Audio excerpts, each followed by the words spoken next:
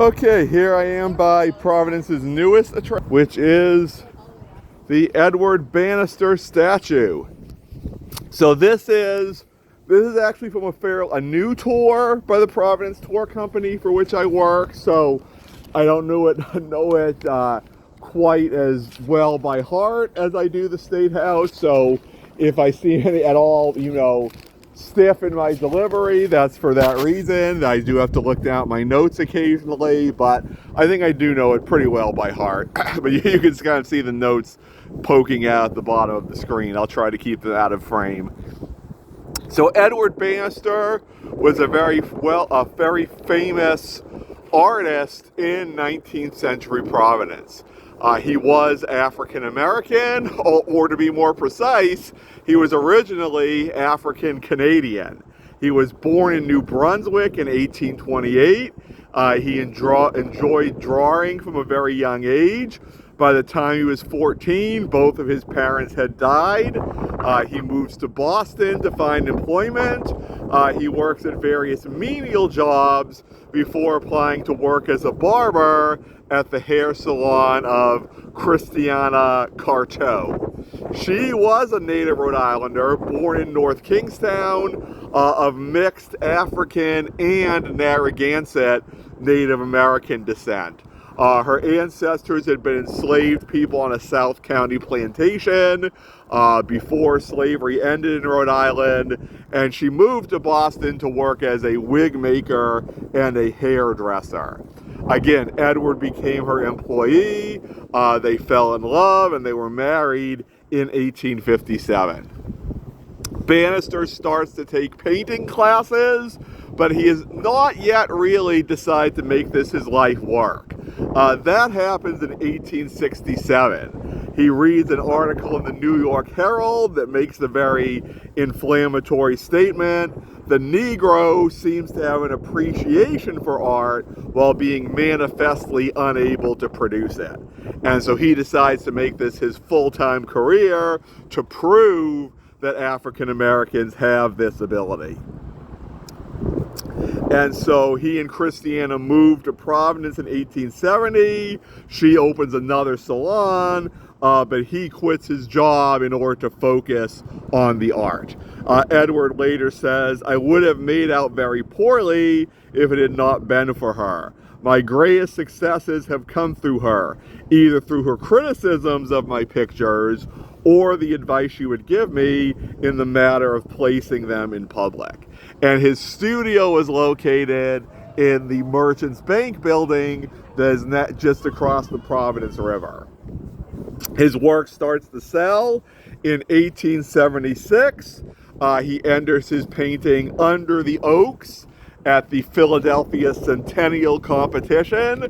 Again, this was the 100th birthday of the United States, and this was one of many events going on in Philadelphia at that time. He wins first place, but again, the response shows the obstacles that he faced. He shows up to collect the prize money, and people wonder what he's there for. They say, "What is that colored person here for?"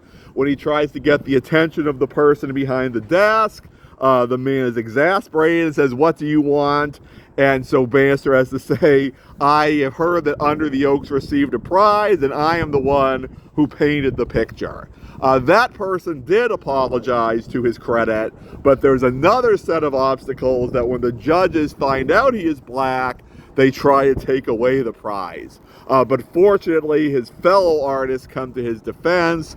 They threaten that if Bannister does not receive the first prize he was awarded, then they will withdraw their work and there will be no winner. And so Bannister is granted first prize. He later sold it for $1,500, which is about $45,000 today. Unfortunately, Under the Oaks seems to have been lost. Here are some other examples of his work, however. Again, I know it's kind of it's very bright sun coming down on it. Maybe I'll switch the other way. Obviously, on a real tour, I'd be able to hold these up. So, the top painting is a similar painting to Under the Oaks, not the under the oaks, but give a landscape scene. Then below we have another nature painting. That was really his favorite kind of work. This one showing a pair of cows. And then we have his beloved wife.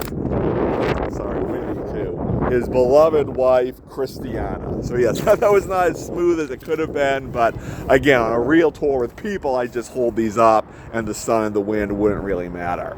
And an interesting bonus about Christiana, again, this also may not be so great on the video, is that he is depicted as sketching that portrait of her. So she is honored in the statue as well.